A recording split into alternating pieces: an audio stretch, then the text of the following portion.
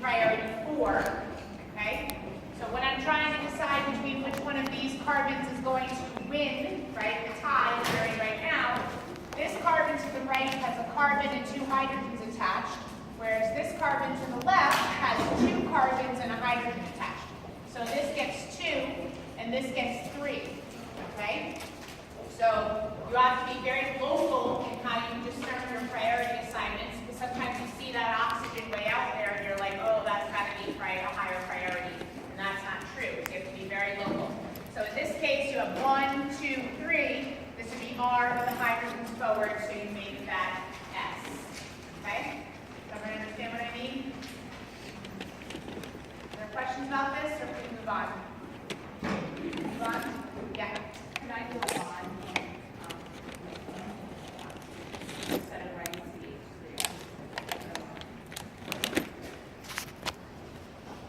CH3. Here? You mean you just did it like this? Yeah. Yeah, that's fine. Okay. All right, so the second question was asking you to name these molecules, and these molecules did have stereocenters embedded in them. So whenever you name a molecule, you also have to include the stereochemistry, okay? So this human projection here that I'm about to draw is very hard, actually impossible. I don't even know how you do it, but maybe you can prove to me that you can. Very hard to decide the stereochemistry out of the stereocenters from this diagram. So this diagram has to be transposed into something different, whether it be a dash wedge or a Fisher diagram, it doesn't matter, whichever you prefer. So if I change this into a dash wedge, okay, this would be my backbone where this is my front carbon here, okay? So that's my front carbon where I have the dot, and then my back carbon has the propyl group off of it, partly. And so when I put my stereochemistry back into this front carbon, the hydrogen here would come to the front, and the OCH3 would be in a dashed position. And on the back carbon, the isopropyl group is going to come off to the right into a wedge, and the hydrogen is going to go off to the left. So this is a dash wedge. And you could have drawn, sure, stereochemistry, right? You might have other ways to see it, but this to me is the most obvious way to draw a dash wedge from the original molecule. And so now you're bent on trying to find the longest chain and assigning stereochemistry. So the longest chain actually does come down, right? So that's 7. Because if you go off into those methyls, the isopropyl group, if you come off here, you only get 6, right? So you have to do 7, is that right? 1, 2, 3, 4, 5, 6. 1, 2, 3, 4, 5, 6, 7. You guys are looking at me like I have 9 heads, so I'm unclear. Sometimes when I look at you, I just don't know. Is everyone with me? Okay, let's try and liven up here a little bit. Try and make your facial expressions representative of, you're with me or not. That would be very helpful. All right, so in this case then, I have an isopropyl group off of position 4, and then I have a methoxy off of position 3, and I assign stereochemistries. So in this case, the oxygen gets priority 1, the hydrogen gets priority 4, this large group gets priority 3 at this center, the ethyl gets priority 2. This gets priority 3. I already had it. So this is S, but R because the hydrogen is forward. Okay? This back center, priority 1 would be given to this carbon here because this carbon has an oxygen attached to it, right? We have a carbon, a carbon, a carbon, and a hydrogen. It's obviously 4. But this carbon over here has an oxygen, a carbon, and a hydrogen, whereas this one only has 2 carbons and a hydrogen. Yes? Carbon and hydrogen. And this guy has 1 carbon, right? And 2 hydrogen. So this already automatically is 1, 2, 3. And this guy is R. Hydrogen's back. All right. So we have RR. So this is 3 methoxy isopropyl. So I guess it would be 4 isopropyl, 3 methoxy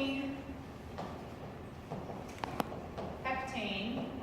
And I need to put in my stereochemistry, so this would be 3R, 4R, 4 methoxy, yeah.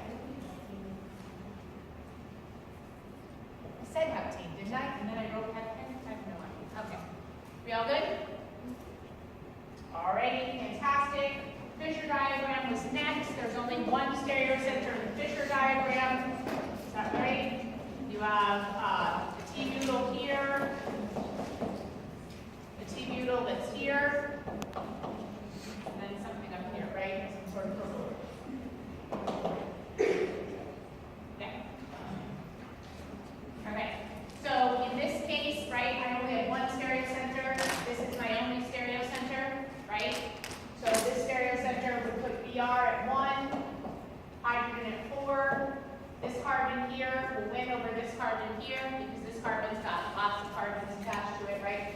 So this would be S, but the hydrogen's on the horizontal, so it's R. All right, and when I number it, I will have to number it this way. It's also heptane, 2,2-dimethyl, 3-T-butyl, 4-bromo. So when you put it all together, you have 4-bromo. Oh, that's right. 3-T-butyl, 2,2-dimethyl, heptane, and this guy is 4R. We good? All right, fantastic. Last problem. Whether or not enantiomers exist, it's chiral, blah, blah, blah, blah, blah. Okay, so if you say the molecule is chiral, you know that an enantiomer exists, so that question could have been asked a little bit differently. The question is this molecule chiral? It is. There's 2 asymmetric carbons, 2 asymmetric carbons, and no plane of symmetry because one attachment is a Cl and the other attachment is a methyl.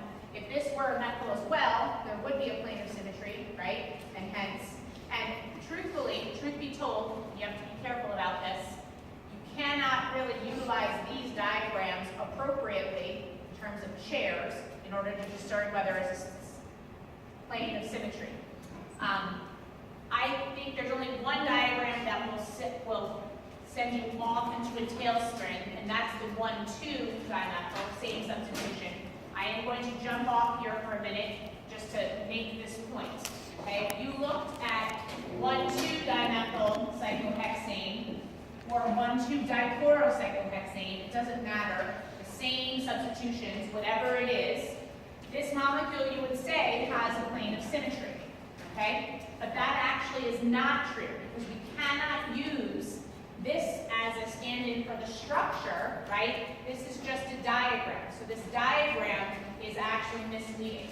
This molecule, 2 substitutions of like kind, actually exist as conformational, this is a mouthful, conformational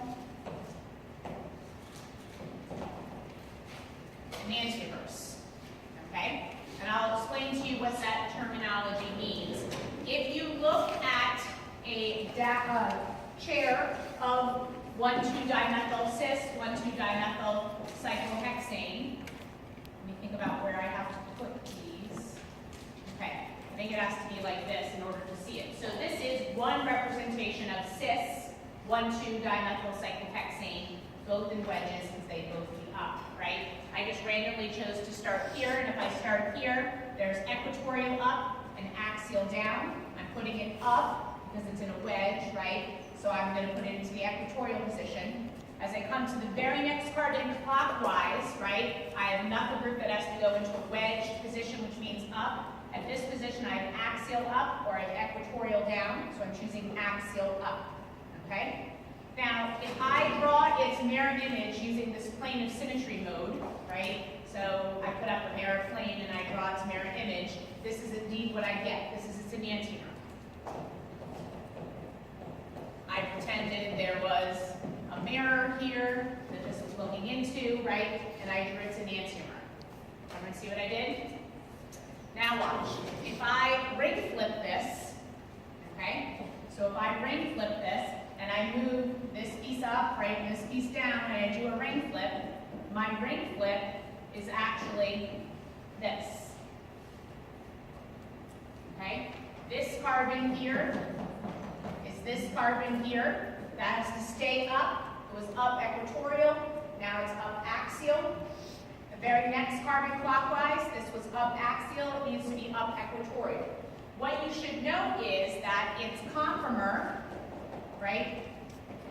So this is a conformer of the original.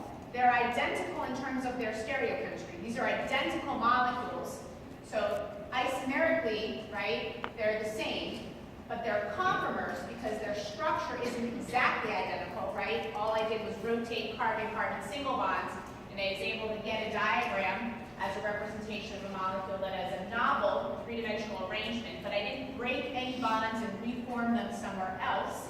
That would be an isomer, right? To interchange between isomers, whether they're constitutional isomers or stereoisomers, I need to break break bonds and reform them. I didn't break any bonds, I just rotated, right?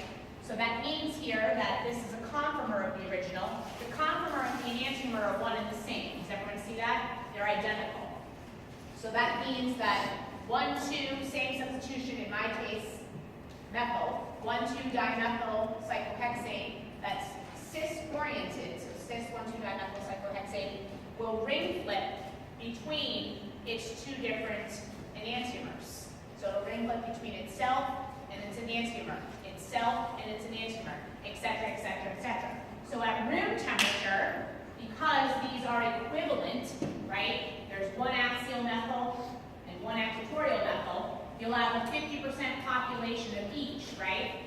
Everyone understand what I mean? But if you bring down temperature, you lower the temperature to absolute zero, which is called, what do they call that? Like NMR dynamics or something. There's some action field name for this.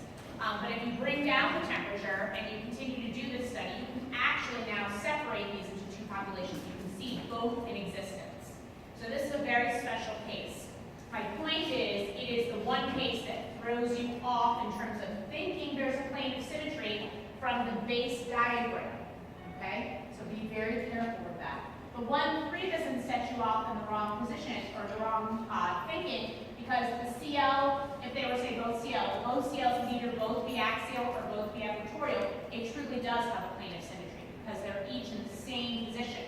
Notice the reason that this doesn't do that is because one is axial and one is equatorial. There's no true plane of symmetry through the molecule if one group is axial and the other is equatorial, right? They don't reflect into one another.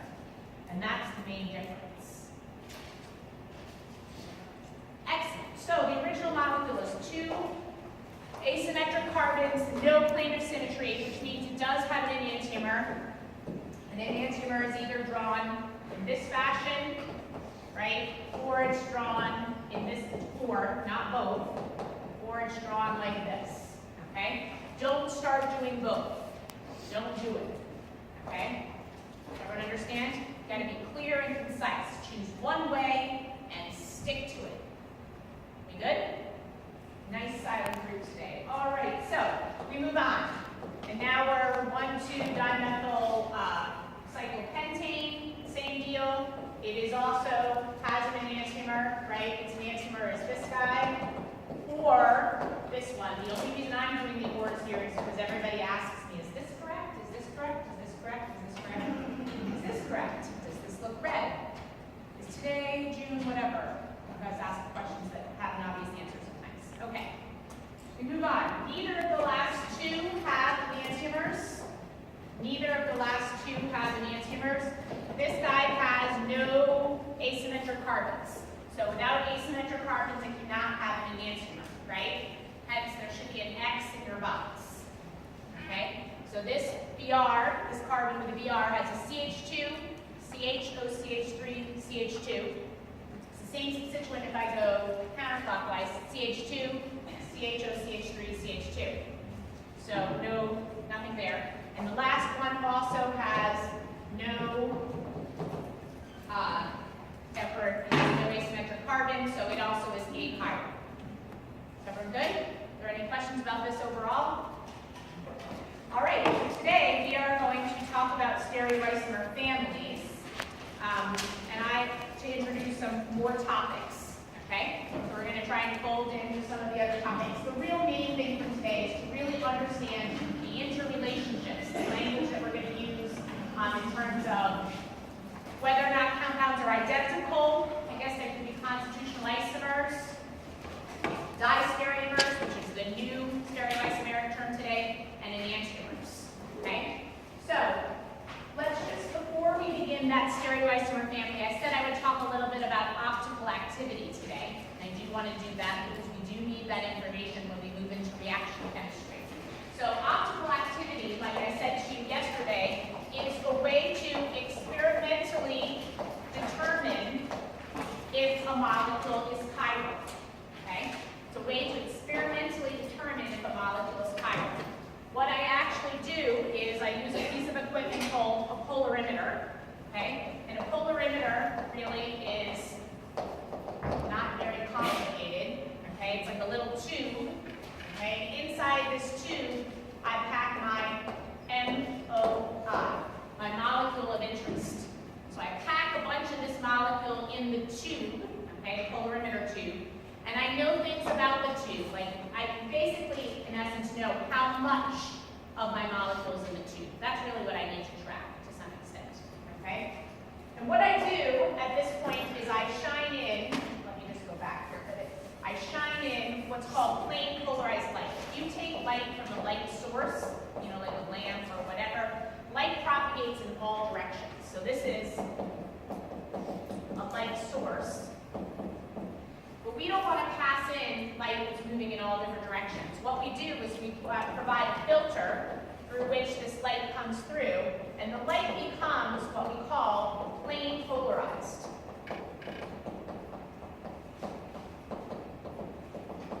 So we pass in what's called plain polarized light into this tube that contains our molecule of interest.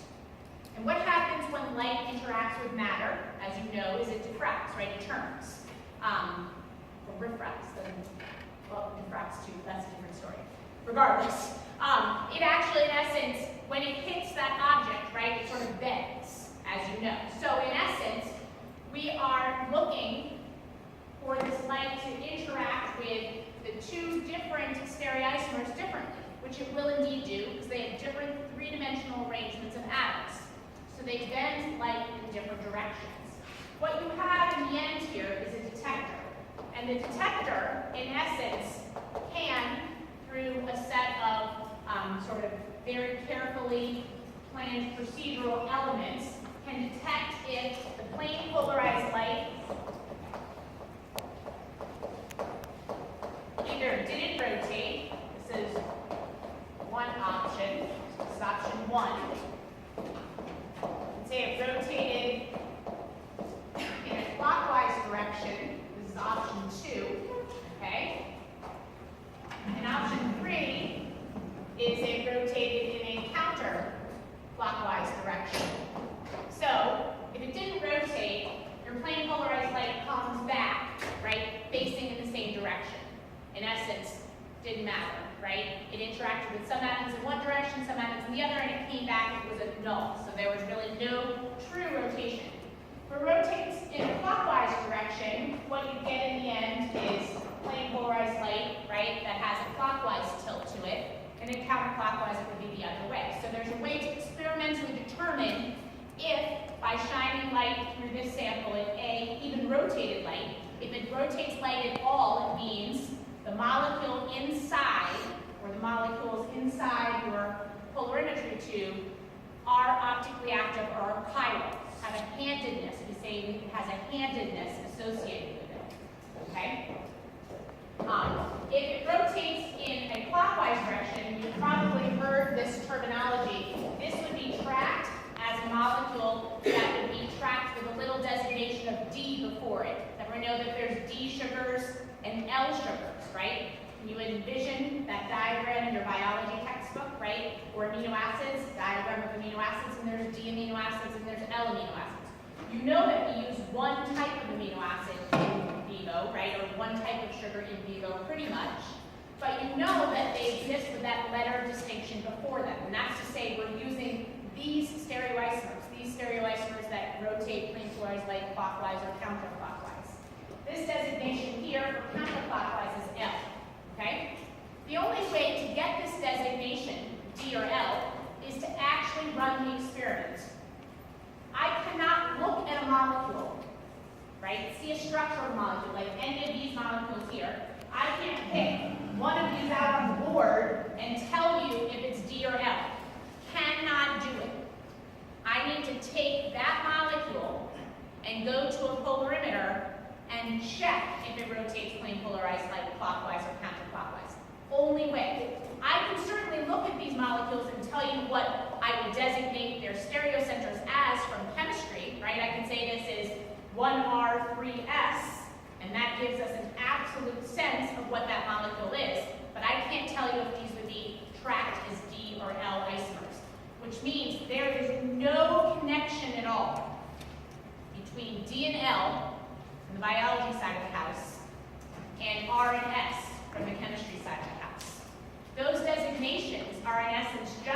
right? If you see that designation, it means I am a stereoisomer. That's what it means, right? And that, I think, is important language. If I have a D isomer, and you're asked to draw an enantiomer, you would obviously draw the L isomer, but you wouldn't be able to draw the L isomer without seeing the D isomer, right?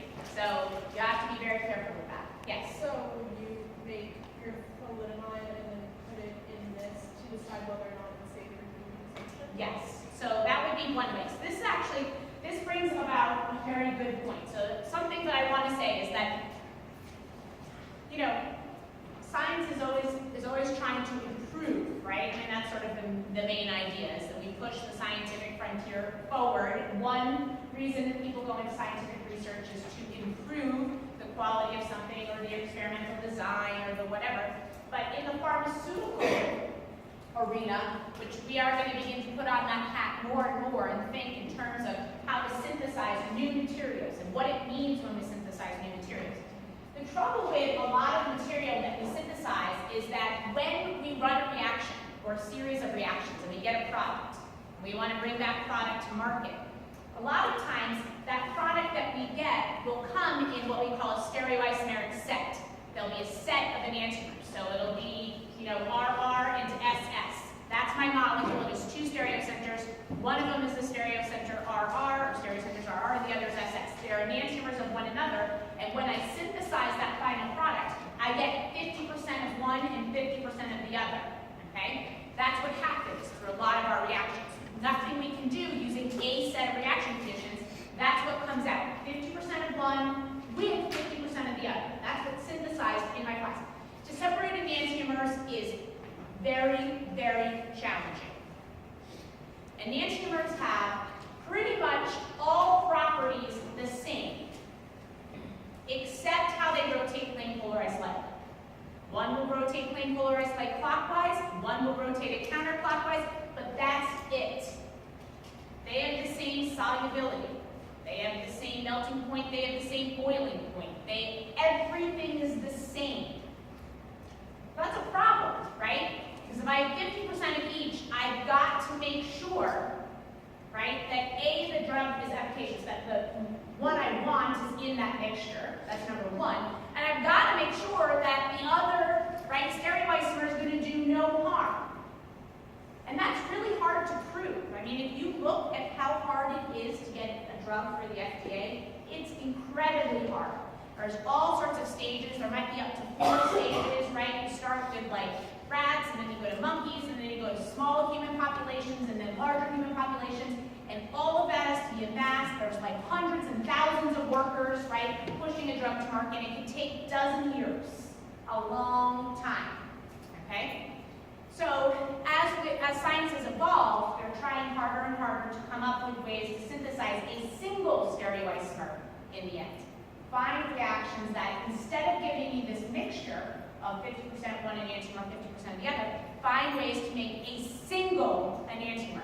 You can't always do that, right? And sometimes there's nothing you can do. And so you either are winding up proving that 50% of your mixture is going to do no harm, or there are ways to separate enantiomers if you use like a chiral compound. Have you done column chromatography yet? No? All right, so column chromatography is resin, and it interacts with the material you put on it. If the resin has some handiness associated with it, it can hook one enantiomer over the other. So you can do it, but every time you do these separatory techniques, you take a hit, right? And some of these are pretty big hits. So there are ways to do it, but it's time and money. And you know all pharmaceutical companies are all about making money, right? There's probably nothing news about that. I don't disagree with the news on this front. I mean, pharmaceutical companies are after making money, period. I mean, I'm now 45, I have plenty of my friends who work in pharmaceutics, and I'm amazed. One woman called me like 5 years ago. She'd been working on some project for 5 years, and the business suits came in one day, and they were like, that's it. You're not doing this anymore. Here's a new project. And then literally 5 years of her life, just gone. Poof. Because some other pharmaceutical company need them to the drug. So it's a cutthroat place, it really is. But coming back around to this, and to your question, the answer is yes, that's one way to do is to prove, right, with polarimetry that you have a single enantiomer. Now, there is some trouble with that, because while all single pure stereoisomers will rotate plane polarized light, it's a chiral compound, it's optically active, it rotates plane polarized light. If you mix 50-50 of one with another, or say 75-25, you're still going to rotate plane polarized light. How do you know what's in there is absolutely pure, right? So you have to sort of mix that experimental evidence with others, okay? Are there any questions about my long speech about pharmaceutical industries? No? Okay.